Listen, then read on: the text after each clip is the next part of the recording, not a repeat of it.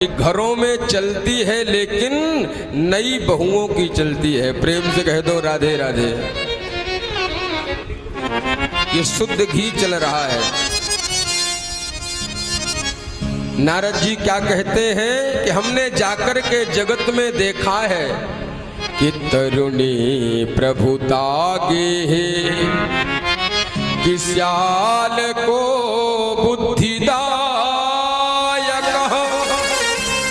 कन्या विक्रयिणो लोभा दंपति नाम चकलकनम।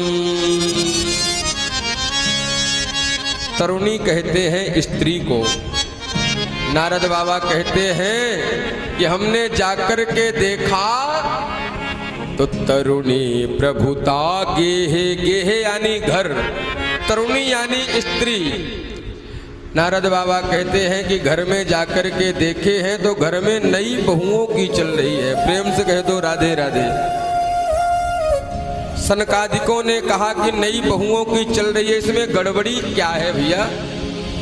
वैसे भी गिनती के हिसाब से जीवन जिए तो 51-50 साल तक घर में रहिए और 50 के बाद तो गिनती भी हमें आदेश करती है कि अब वन की ओर चलना चाहिए। अब जो है मन को घर गृहस्थी से दूर करना चाहिए।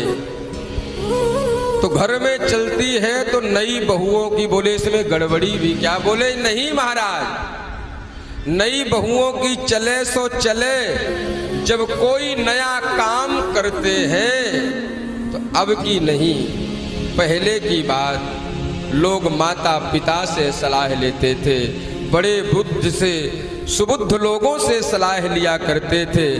लेकिन इस कलयुग में बुरा मत मानना, भागवत जी के पहले अध्याय का श्लोक संख्या 33 का वर्णन चल रहा है। घर में पढ़ लेना, लिखा हुआ है स्पष्ट, श्याल को बुद्धिदायक। प्रेम से कह दो राधे राधे। श्याल को का अर्थ क्या? श्यार, श्यार नहीं, बोले श्याल को संस्कृत में कहते हैं साले साहब को।